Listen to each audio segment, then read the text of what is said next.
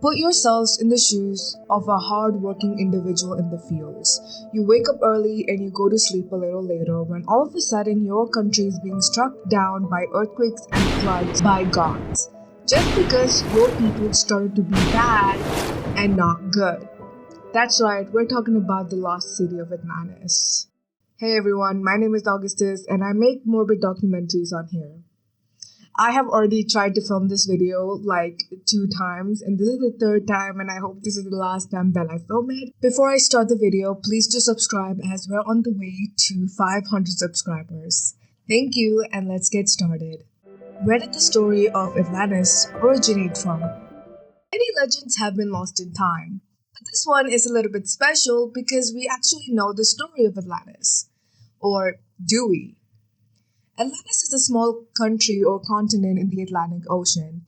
It first appears in the writings of Herodotus, where he described it as the Sea of Atlantis. After one generation, Atlantis was being mentioned one more time in the stories of Timaeus and Critias by the Greek philosopher Plato.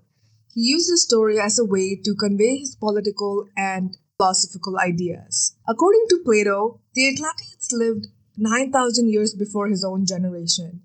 And the people, who were also called as Atlanteans, were half gods and half humans, which are also called as demigods. They had an egalitarian society where people lived equally. And when people stopped being good and they started being bad, that's when everything went downhill. The gods struck Atlantis and basically destroyed Atlantis as a whole.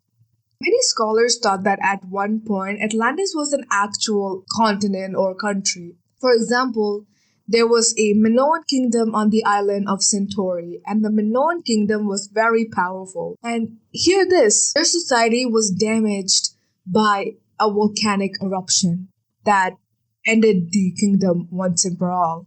After Plato, the idea of Atlantis was almost forgotten until a writer named Ignatius Donnelly wrote a book saying that Atlantis was real and that many culture of Atlantis has been started by many other ancient cultures such as the Egyptian and Mayans. What did Atlantis look like? According to this Quora user, there were several theories. Minoan Atlantis is a mythologized remembrance of the destruction of Terra in 1645 BCE. There was a volcanic eruption that destroyed the kingdom, and if we were to believe this story, here are some of the artifacts and arts that would be considered as Atlanteans. Another one is the Spanish city of Tartatos, which was a powerful and wealthy outpost that was lost to history afterwards. It's believed to be sunken in the Gandalivia River, which means we don't have much of arts and artifacts to go over, but here are some of them.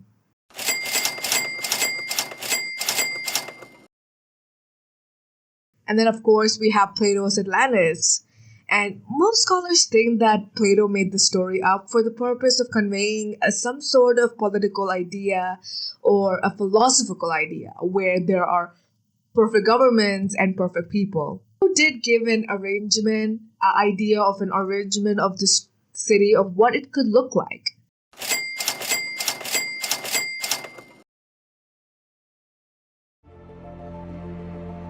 How did Atlantis disappear? According to Plato, who first introduced this story, Atlantis disappeared after its people became morally corrupt and attempted to conquer the Mediterranean.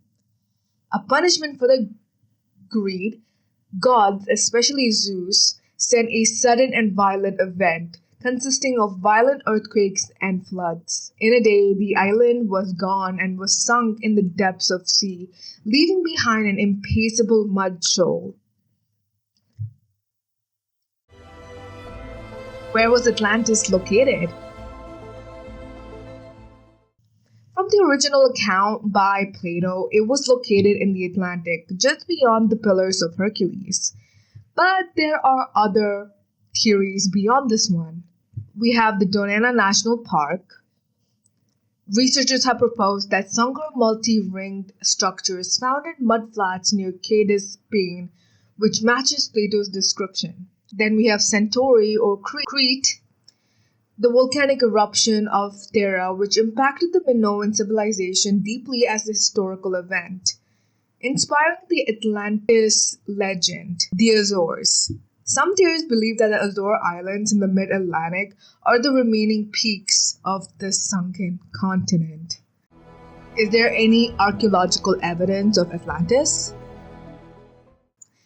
There is no reliable archaeological evidence for the existence of Atlantis, although there have been many numerous locations like the coast of Spain or the volcanic island of Centauri. Most historians agree that Atlantis was a fictional allegory invented by Plato around 360 BCE to illustrate his philosophical and political ideas. Could Atlantis be based on a real event? Yes, many scholars and historians suggest Plato may have drawn inspiration from real-world natural disasters or the collapse of ancient civilizations to craft his cautionary tale, like the eruption of Terra, Blood Sea flood, and the destruction of Helice. Was Atlantis a warning? Yes, Atlantis is widely interpreted as a cautionary tale rather than a historical record. First described by Greek philosopher Plato around BCE, the story serves as an allegory for the dangers of hubris, moral decay, and the misuse of power. By contrasting an arrogant, wealthy empire with idealized, virtuous Athens, Plato used the myth to illustrate the inevitable downfall of societies that abandon divine or ethical principles. Well, that is it for most of this video. It's so weird because I have such a big, connection with this topic of swords. The other day I was thinking so much of this topic to the point where I literally had a dream that, I don't know, it was such a random dream where I found Atlantis. Very interesting to the point that it literally gave nightmares and just generated a storyline for my consciousness. If you like this video, give it a like and subscribe to this channel for more morbid documentaries. Thank you, and I'll see you next time.